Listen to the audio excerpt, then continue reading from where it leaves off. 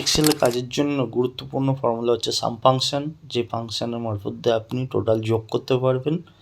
এবং তারপরে রয়েছে অ্যাভারেজ ফাংশন, অ্যাভারেজ ফর্মুলার মারফত দিয়ে আপনি টোটাল অ্যাভারেজ বের করতে পারবেন, প্রতিটি রোয়ের অ্যাভারেজও করা যেতে পারে।